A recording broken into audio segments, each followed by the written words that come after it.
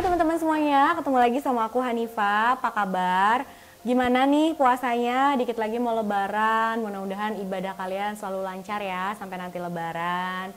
Dan kalian juga selalu sehat-sehat, keadaan juga bisa jadi jauh lebih baik lagi ke depannya. Hari ini aku mau membahas satu kasus yang menurut aku pribadi adalah kasus yang sangat ironis dan benar-benar bikin sedih. Sampai pas aku research dan cari-cari tentang info dari kasus ini, aku tuh sempet nangis juga teman-teman, karena memang dalam hati tuh kayak kasihan banget gitu ya. Dimana korbannya itu masih sangat muda, dia pun disakitin sama orang yang sudah berjanji untuk melindungi dan mencintai dia. Oh ya, sebelum aku bahas, jadi itu ceritanya dari jam 7 malam, aku udah mau mulai syuting ya teman-teman. Tapi hujannya itu deres banget, sampai pas aku coba record itu kedengeran gitu, suara hujannya itu kedengeran banget. Nah sekarang ini udah jam setengah 10, hujannya masih belum berhenti juga. Dan udah mendingan sih sekarang ini, jadi kalau misalkan di video kalian ada dengar-dengar suara hujan, mohon dimaklumi ya teman-teman ya. Oke, tanpa basa-basi lagi langsung aja kita bahas kasusnya yuk.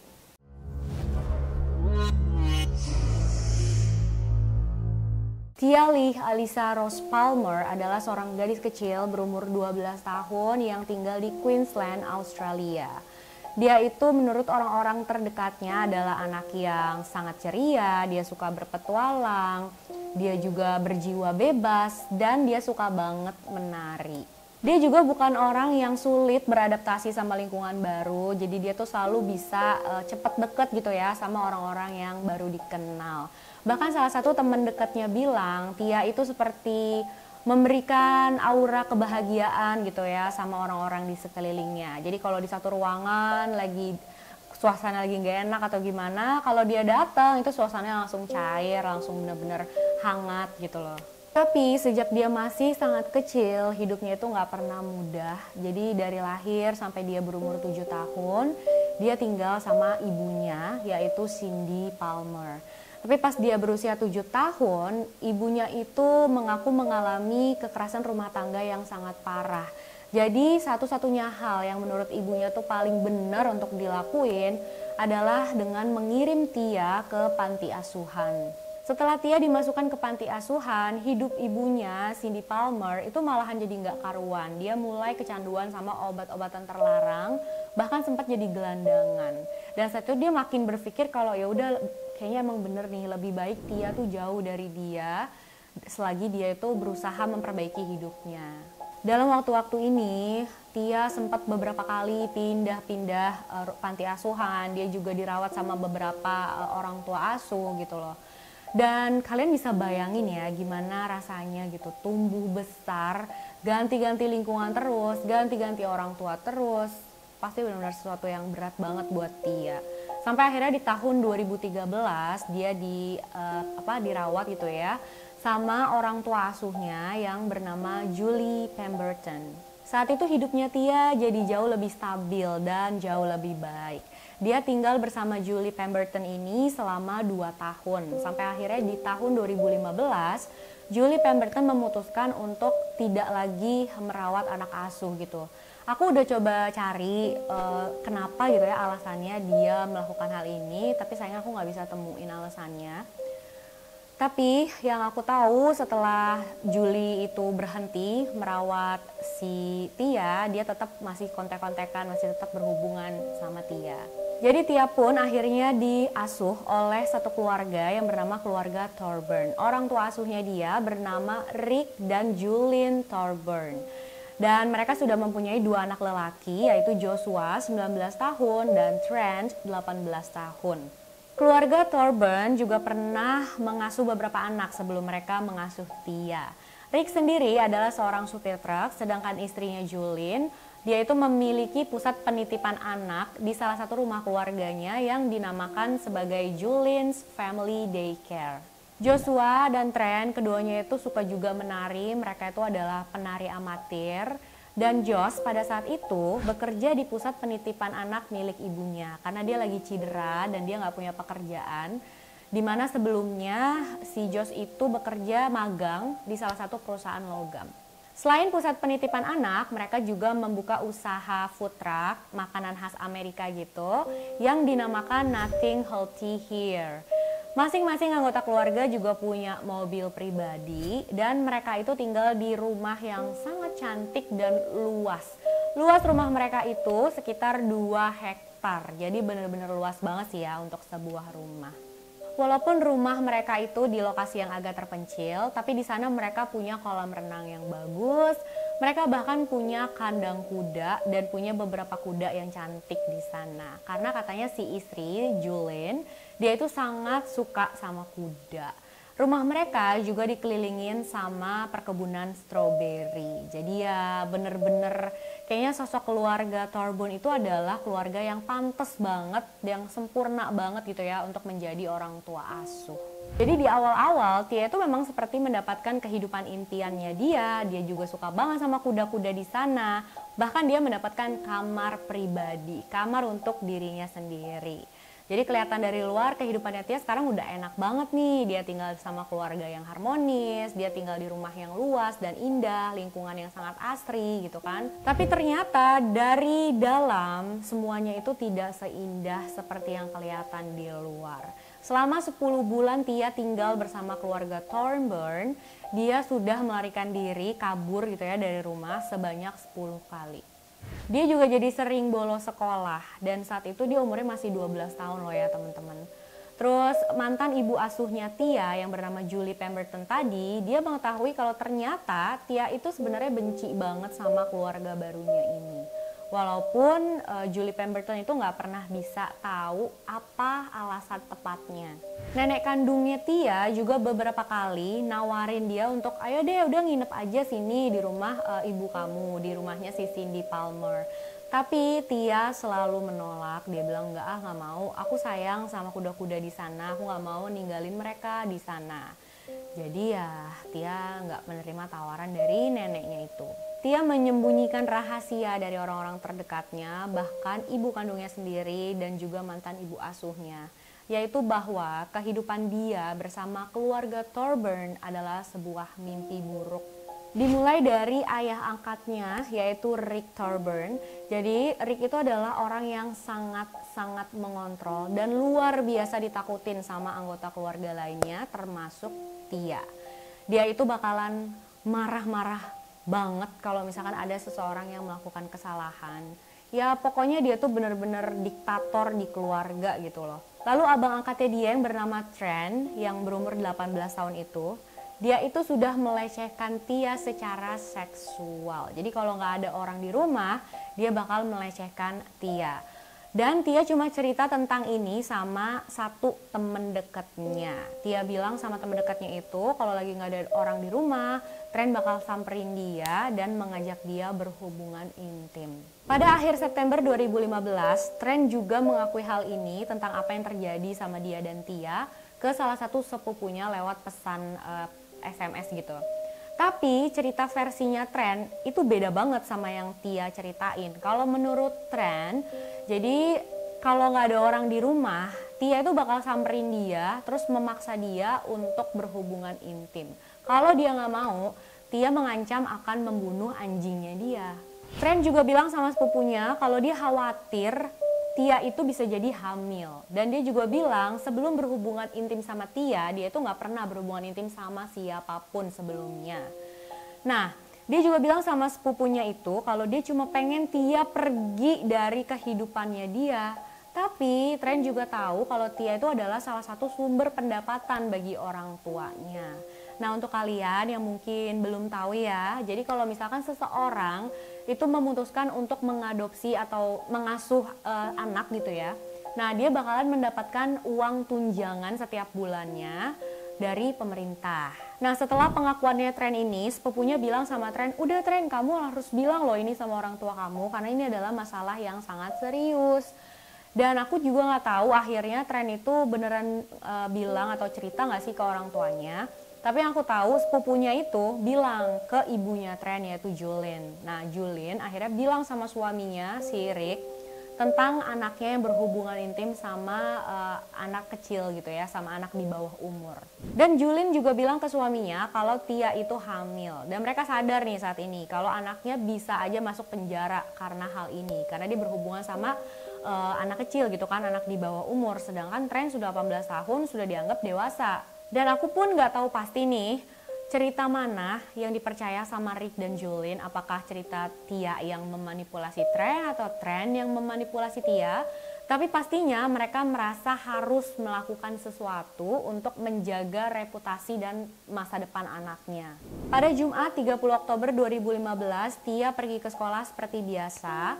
Menurut Rick, Tia hari itu sangat ceria dan dia juga bahagia banget. Terus Rick mengantarkan si Tia ke sekolah, menurunkan Tia di sekolahnya pada jam 8.10 pagi itu. Dan dia melihat Tia masuk ke dalam sekolah bersama seorang teman. Lalu Rick mulai menyetir mobilnya lagi dan dia melakukan beberapa urusan sebelum akhirnya dia pulang ke rumah. Tapi sayangnya hari itu tidak ada satupun orang yang melihat Tia di sekolah. Dia nggak datang ke sekolah dan dia nggak hadir di semua kelasnya hari itu. Beberapa saat sebelum makan siang, salah satu gurunya Tia menelpon ke rumah keluarga Thorburn untuk kasih tahu kalau Tia nggak datang ke sekolah hari itu. Dan yang angkat teleponnya itu adalah Rick Thorburn. Tapi saat itu dia bilang dia nggak terlalu cemas karena memang Tia kan sudah pernah bolos sekolah dan kabur dari rumah sebelumnya. Tapi sesuatu yang aneh memang terjadi di rumah keluarga Thorburn hari itu. Menurut pengakuan Joshua, salah satu anaknya Rick, hari itu Joshua dan Trent tidak diizinkan untuk masuk ke dalam kamarnya Tia gitu. Dan Rick sama Julin itu bilang, kalian jangan masuk-masuk ya ke kamar Tia, jangan mendekati kamar Tia juga sama sekali. Lalu malam itu Rick memposting status di Facebooknya yang isinya tuh kayak gini, dia bilang kalau misalkan ada temannya Tia yang menyembunyikan dia lagi, tolong lakukan hal yang benar dan kasih tahu kami karena Tia harusnya berada di rumah di mana dia seharusnya berada gitu ya. Jadi kayak mereka tuh memberikan kesan kalau keluarga Thorburn itu sudah tahu Tia itu pergi atas kemauannya sendiri, kabur gitu dari rumah. Saat ibu kandungnya Tia, yaitu Cindy Palmer, diberitahu masalah hal ini tentang hilangnya Tia, dia bilang dia langsung merasakan firasat yang gak enak. Karena walaupun Tia sebelumnya itu pernah juga kabur dari rumah, terus hilang beberapa saat gitu ya. Tapi kali ini itu bener-bener full ya, dari pagi sampai malam hari, sampai tengah malam gitu, Tia gak ada kabar sama sekali. Padahal biasanya sebelum-sebelumnya ya paling dia kalau kabur atau hilang tuh ya cuma beberapa jam aja, terus dia udah ketahuan lagi ada di mana, di rumah temennya atau di rumah neneknya atau kayak gimana. Tapi ini enggak. Menghilangnya Tia ini juga dilaporkan ke polisi dan 5 hari setelah hilangnya Tia, polisi mengadakan press conference. Mereka menyatakan kalau meminta bantuan gitu ya sama masyarakat kalau mereka ada informasi yang berhubungan dengan Tia, tentang menghilangnya Tia, bisa cepat-cepat laporin ke mereka. Dan kenapa sih polisi harus nunggu 5 hari sebelum akhirnya mereka mengumumkan hilangnya Tia gitu ya? Karena memang pada awal investigasi, polisi berpikir kalau Tia itu cuma kabur dari rumah aja seperti sebelum-sebelumnya. Di hari yang sama, 3 orang nelayan menemukan jasad seorang wanita muda tanpa busana sama sekali, cuma pakai underwear aja, yang diperkirakan umurnya itu sekitar 12-18 tahun di pinggiran sungai Palmer yang lokasinya itu sebelah utara Queensland. Kondisi jasad ini juga sudah sangat membusuk dan setelah diautopsi keesokan harinya dikonfirmasi bahwa jasad tersebut adalah Tia Lee Palmer. Jasadnya dia itu ditemukan 30 km dari tempat terakhir dia terlihat. Sayangnya karena kondisi jasad Tia yang sudah sangat membusuk, tim medis tidak bisa mengetahui pastinya apa penyebab kematian Tia. Dan mereka juga nggak menemukan bukti apapun dari jasadnya. Polisi pun melakukan pencarian besar-besaran di sekitar TKP karena mereka berharap bisa menemukan barang-barang atau petunjuk apapun lah yang bisa membantu mereka mengetahui apa sih yang sebenarnya terjadi sama Tia gitu ya. Dan termasuk mereka tuh mencari backpack dan seragam sekolahnya Tia. Karena kan seperti yang kalian tahu, yang tadi aku udah bilang, si Tia itu terakhir terlihat di sekolah ya menurut Rick Thorburn. Tapi sampai hari ini backpack dan seragam sekolahnya Tia itu tidak pernah ditemukan. Pemakaman Tia diadakan pada tanggal 8 November. Sekitar 600 orang datang ke pemakamannya Tia hari itu. Sebagian besar pelayat memakai baju berwarna ungu karena ungu adalah warna kesukaannya Tia. Peti jenazahnya Tia itu diangkat oleh 6 orang termasuk Rick Thorburn, ayah asuhnya. Trent dan Joshua juga ikut dalam pertunjukan tari yang diadakan hari itu untuk menghormati Tia.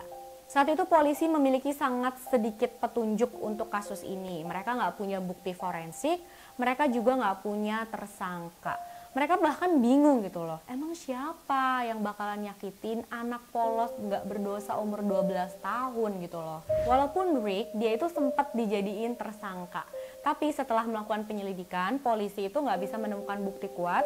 Akhirnya Rick pun dihapus dari daftar tersangka. Lalu tim investigasi sangat tertarik sama satu hal, yaitu pesan-pesan antara Trent dan sepupunya yang menceritakan tentang bagaimana dia berhubungan intim dengan Tia. Jadi di salah satu pesan itu kan bilang kalau Trent itu pengen Tia pergi dari hidupnya, dia pengen menyingkirkan Tia gitu lah. Nah, hal itu sangat menarik perhatiannya tim investigasi. Jadi mereka saat itu punya alasan untuk berpikir kalau keluarga Thorburn ada hubungannya dengan kematian Tia. Akhirnya mereka pun memasang alat penyadap di rumah keluarga Thorburn. Dan dari situ mereka menemukan berbagai percakapan yang sangat mengejutkan. Jadi di salah satu percakapan yang terekam oleh alat penyadap itu, Julian, sang ibu, bilang sama kedua anaknya kalau mereka harus berpegang teguh pada pernyataan bahwa mereka itu melihat Tia di pagi hari saat diyakini Tia menghilang. Padahal mereka sebenarnya ternyata tuh gak melihat Tia pagi itu. Rick juga memberitahu Trent bagaimana caranya dia menjawab polisi kalau nanti polisi tanya tentang dia dan Tia yang sudah berhubungan intim. Jadi si Rick ini bilang ke anaknya, nanti kamu jawabnya gini ya, kamu bilang aja si Tia itu masuk ke kamar kamu, terus dia memaksa kamu untuk berhubungan intim. Nah saat itu kamu tuh lagi mabuk, jadi karena mabuk kamu nggak bisa nolak.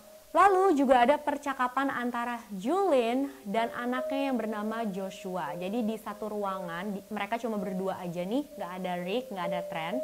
Dan si Julian ini bilang ke Joshua gini, kamu tahu ayah kamu sudah memutuskan untuk melakukan hal seperti itu, ya udah biarin aja dan itu udah nggak bisa dilakukan apa-apa lagi. Tapi kalau misalkan nanti ada situasi darurat, kamu dan aku dan ibu gitu ya, kita berdua harus tetap bersih. Harus tetap bersih.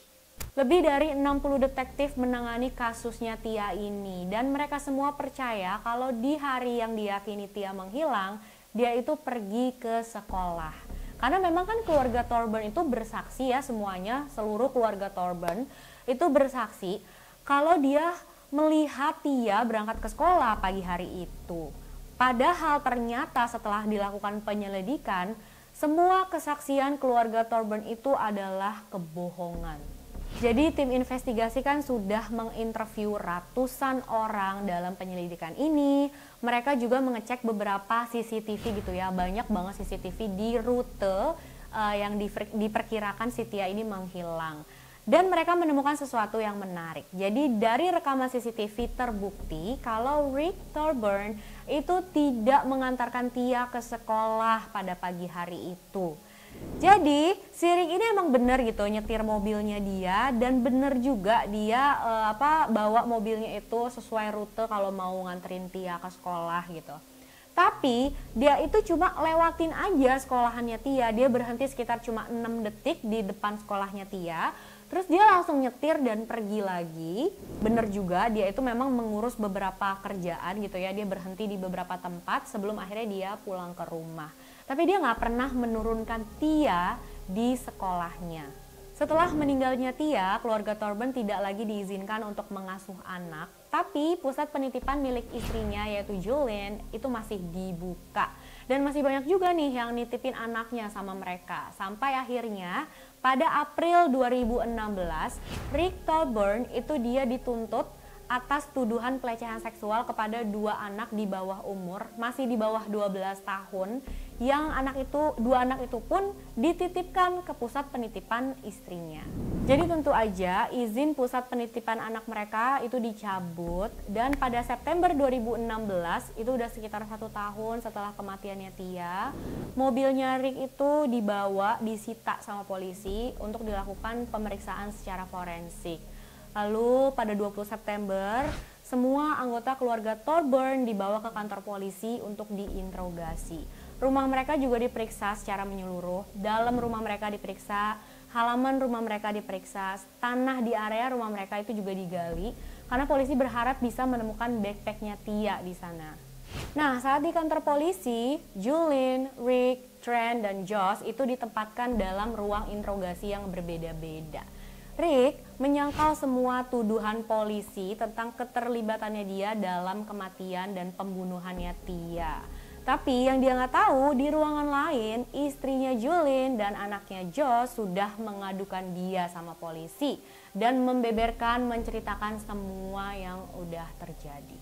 Julian mengaku dalam interogasinya kalau dia sudah tahu apa yang suaminya lakukan pada Tia untuk melindungi masa depan dan reputasi anaknya, yaitu Trent. Aku kutip ya dari omongan dia bilang, ini semua adalah tentang melindungi keluarga kami, gaya hidup kami, dan mempertahankan kehormatan keluarga kami dalam komunitas. Walaupun Julian itu nggak mengaku kalau dia itu terlibat secara fisik gitu ya dalam pembunuhannya Tia. Yang melakukan pembunuhan itu cuma suaminya sendiri, dia itu cuma tahu aja, tapi dia nggak ikut gitu loh membunuh Tia. Menurut Josh dan Julian, di malam sebelum keesokannya Tia itu diyakini menghilang, jadi malam itu si Rick bilang sama keluarganya untuk pergi dari rumah. Udah, kalian tinggalin rumah dulu deh, ada sesuatu yang harus aku urus, kata Rick kayak gitu. Dan si Julian, sang istri, dia tahu persis apa yang akan dilakukan suaminya. Jadi dia pun bawa kedua anak itu pergi dari rumah. Diyakini malam itu Rick sudah membunuh Tia di rumahnya. Dan keesokan paginya setelah keluarganya pulang, Rick itu bilang sama kedua anaknya untuk jangan sampai kamu ke kamarnya Tia gitu. Kamu jangan ke kamar-kamarnya Tia ya, jangan deketin ke sana juga. Terus dia mendudukan keluarga gitu di ruang tamu, terus Rick bilang sama mereka kalau Tia sudah tidak bersama kita lagi, Rick bilang gitu. Aku harap kamu mengerti apa maksudku. Nah, si Josh anaknya Rick bilang sama polisi kalau dia itu mengerti banget apa yang dimaksud oleh ayahnya. Yang dimaksud oleh ayahnya adalah ya ayahnya itu sudah membunuh Tia. Lalu setelah istri dan kedua anaknya udah gak di rumah lagi gitu ya, udah pergi, Rick pun langsung membawa jasadnya Tia pakai mobilnya dia ke Sungai Palmer. Dan memang di sana kan nggak ada CCTV gitu ya yang bisa merekam tindakannya Rick. Dia pun nggak bawa handphone, jadi lokasinya dia ya nggak bisa terlacak. Jadi bisa disimpulkan kalau walaupun cuma Rick aja yang secara fisik melakukan pembunuhan sama Tia, tapi keluarga Thorburn yang lainnya itu sebenarnya sudah mengetahui apa yang dilakukan oleh Rick. Dan gak ada satupun dari mereka yang berusaha mau memberitahu polisi gitu ya, yang datang ke polisi dan melaporkan apa yang sudah terjadi sama Tia. Mereka malahan bersekongkol dan menyembunyikan semua ini. Akhirnya Rick ditangkap oleh polisi atas tuduhan pembunuhan pada Tia Lee Palmer. Sedangkan Julian, Josh, dan Trent mereka ditangkap atas tuduhan memberikan kesaksian palsu dan menghalangi keadilan. Gak lama setelah ditangkap, Rick itu langsung kolaps, dia sempat koma beberapa hari di rumah sakit. Dan ternyata dia itu udah mencoba untuk bunuh diri, jadi dia minum pil yang banyak supaya dia overdosis dan meninggal. Trent dikenakan hukuman selama 4 tahun penjara. Tapi akhirnya dia cuma menjalani tahanan selama 16 bulan dan sekarang ini dia sudah bebas, dia dibebaskan pada Januari 2018. Sedangkan Josh dan Julian mereka mengaku bersalah atas semua tuduhan dan dia bersedia untuk menjadi saksi bagi jaksa penuntut untuk melawan Rick. Yang tentu aja ini benar-benar menghancurkan kesetiaan yang katanya keluarga Thorburn itu lakukan ya sejak awal. Josh diberi hukuman 3 bulan penjara, sedangkan Julian 18 bulan penjara. Dan mereka bertiga, Josh, Trent, dan Julien itu sudah bebas ya sekarang ini. Dan mereka tinggal lagi di rumah lamanya itu. Bahkan terakhir itu ada salah satu channel berita yang meliput. Jadi mereka itu sedang merayakan ulang tahun ke-21-nya Trent. Jadi ya mereka udah menjalani hidup normal seperti biasanya lagi aja. Sementara Rick akhirnya mengaku bersalah dan dia dihukum seumur hidup di penjara. Dan karena pengakuannya dia ini, karena dia mengaku bersalah, berarti nggak ada persidangan ya untuk dia. Dan dia nggak harus menjelaskan apa yang dia lakukan sama si Tia, bagaimana dia melakukan ya. Pokoknya dia nggak harus menjelaskan detailnya gitu sama polisi. Karena dia sudah mengaku bersalah dan hukumannya itu ya ditentukan seumur hidup gitu. Dan sampai sekarang informasi yang aku dapat itu banyak banget orang yang kesel gitu, yang benci banget sama ibu kandungnya Tia yang bernama Cindy Palmer. Karena dia itu dianggap harusnya melindungi Tia, tapi dia justru menelantarkan Tia. Dan saat Tia di panti asuhan pun, dia itu nggak berusaha memperbaiki diri, dia malah jadi kecanduan obat-obatan. Dia sama sekali nggak berusaha untuk bisa mendapatkan Tia kembali gitu loh. Tapi ya itu cuma pendapat sebagian orang ya teman-teman. Kalau menurut kalian gimana sih? Kita doain aja ya teman-teman, semoga Tia bisa lebih bahagia, jauh lebih bahagia di sisi Tuhan. Dia akhirnya bisa mendapatkan cinta sejati ya sekarang. Makasih teman-teman udah nonton videonya sampai akhir. Jangan lupa like video ini kalau kalian suka, subscribe dan share video ini sebanyak-banyaknya.